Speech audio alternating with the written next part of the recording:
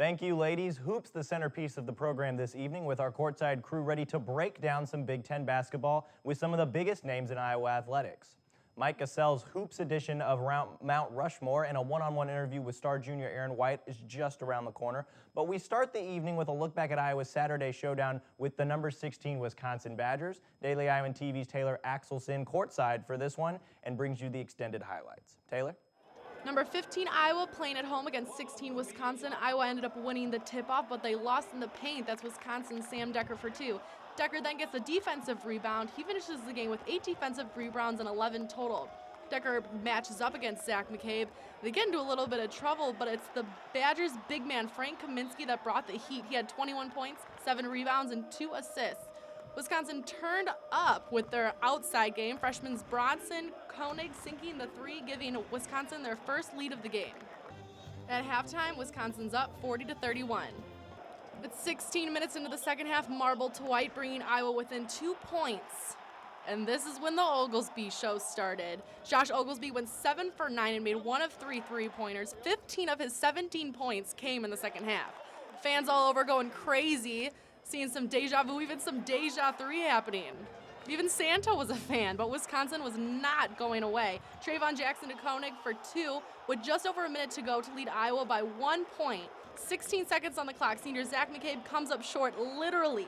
He fouls out with 0 points, sending Jackson to the line, where he makes both free throws, making the score 77-72 Wisconsin. 2 seconds to go. Marble can't quite get it to fall. Wisconsin gets a season sweep on Iowa. Final score 79-74. The loss leaves big and little Hawkeyes very upset. This is Taylor Axelson, Daily Iowan TV Sports. And with this loss, the Hawks have now lost 3 out of their last 4 home games, while Wisconsin just continues to add to that tournament resume. Both coaches with plenty to say after this one. Yeah, if we'd won, it'd be the same thing. You know, I don't look at that any differently. You got a brutal week, 2 road games and a home game against 3 really good teams. No, it was good. They're deep. We could only get them to miss shots for just so long. And then they started knocking down some jumpers. We were trying to force them into some tough 2-point jumpers, and for a while it was working pretty well. More reaction from a number of Iowa players on tomorrow's program, including a look at Iowa's developing and troubling trend of not protecting their home court. Daily Iowan TV Sports' Rachel Bedell did catch up with one Hawk earlier this week. Aaron White is the focus of this week's courtside conversation. Hi, I'm Rachel Bedell on a one-on-one interview with junior Aaron White.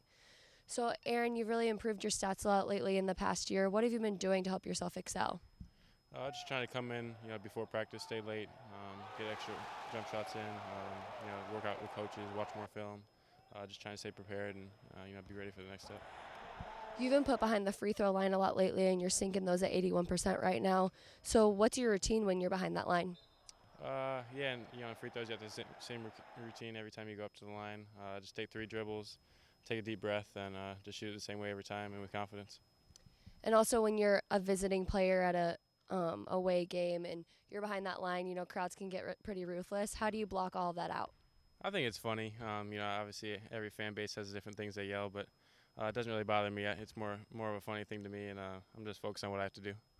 And how do you think our Hawks Nest is at kind of bringing a very bad environment for someone at that line? They're tremendous. You look back at games, even the Michigan State game here, Keith Appling missed 2, and they have a big hand in that. They get together and chant good things and make them miss, so they do a good job at it. Thanks, Aaron. That's all for me. Back to you guys in the studio. Thank you, Rachel. And that's going to do it for us here in the studio. But courtside's not quite done yet. Our weekly 5 Things segment with sophomore Mike Cassell is ready to go down, and our own Jalen Socek and Taylor Axelson are standing by.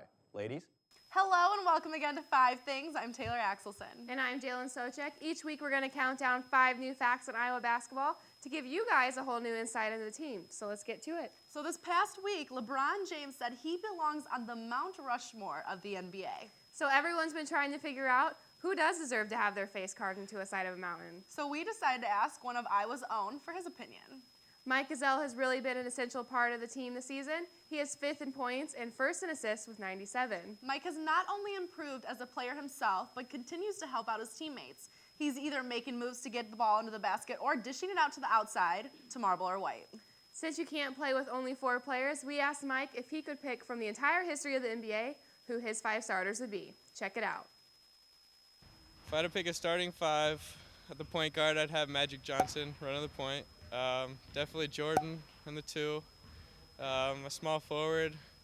I got to take Larry Bird, best shooter in the NBA. For the 4, I'm picking Tim Duncan, the big fundamental. And center, I want Wilt Chamberlain. Oh, yeah. I'm not losing with that lineup. I feel like we could really ride the bench behind those guys. Or maybe get their water bottles for them. That's all we have for today. Thanks for hanging out with us, and we'll see you next week where we'll pass 5 new things your way. Back to you guys at the desk.